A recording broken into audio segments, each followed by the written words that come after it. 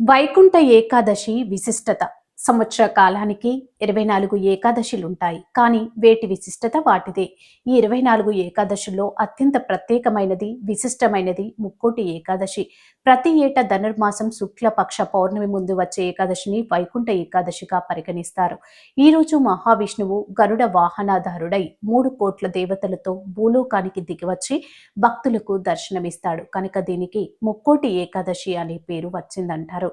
ఈ ఒక్క ఏకాదశి 3 కోట్ల ఏకాదశులతో సమమైన పవిత్రతను సంతరించుకున్నందువల్ల దీన్ని ముక్కోటి ఏకాదశి అంటారు. మామూలు రోజుల్లో దేవాలయాలు ఉత్తర ద్వారాలు మూసి ఉంచుతారు. కానీ ఈ రోజు భక్తులు ఆ ఉత్తర ద్వారం గుండా వెళ్లి దర్శనం చేసుకుంటారు. ముక్కోటి ఏకాదశి రోజున నిష్ఠతో పూజ నియమాలు ఆచరించే వారికి పుణ్యఫలంతో పాటు కార్యను సిద్ధి చేకూరుతుందని జ్యోతిష్య నిపుణులు అంటున్నారు.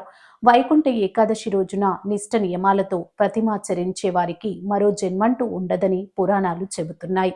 ముక్కోటి ఏకాదశిన మరణించిన వారికి వైకుంఠ వాసం సిద్ధిస్తుందని, స్వర్గంలోని తలుపులు వారి కోసం తెరిచే ఉంటాయని శాస్త్రాలు పేర్కొంటున్నాయి. కృతయుగంలో మురా అనే రాక్షసుడు దేవతలను సత్పురుషులను బాధించేవాడు. దేవతలు తమ గోడును విష్ణుమూర్తికి విన్నవించి రక్షించమని ప్రార్థించారు. విష్ణువు మురాసురుడిపై దండెత్తి మొదటి రాక్షస సైన్యాన్ని సంహరించాడు. కానీ మురాసురుడు మాత్రం తప్పించుకొని వెళ్లి సాగర గర్భంలో దాక్కున్నాడు. మురసాసురుణ్ణి బయటకు రప్పించే ఉపాయాన్ని విష్ణువు ఆలోచించి ఒక గుహలోకి వెళ్ళాడు. విష్ణువు నిద్రిస్తున్నాడని భ్రమించిన మురాసురుడు విష్ణువును వధించడానికి అదే అనువైన సమయమని కత్తినెత్తాడు. అంతే, వెంటనే మహాలక్ష్మి దుర్గ రూపంలో అక్కడ ప్రత్యక్షమై మురసాసురుణ్ణి సంహరించి విష్ణు లేచి ఆమెను మెచ్చుకొని ఆమెకు ఏకాదశి అనే బిరుదునిచ్చాడు. అప్పటి నుంచి ఏకాదశి వ్రతం ప్రాచుర్యం పొందిందని శాస్త్రాలు పేర్కొంటున్నాయి. ఏడాదిలో 24 ఏకాదశుల్లో ఉపవాసం ఉంటే వచ్చే మొత్తం ఫలితం ముక్కోటి ఏకాదశి రోజున లభిస్తుందని పెద్దల మాట. प्रियाय नमः।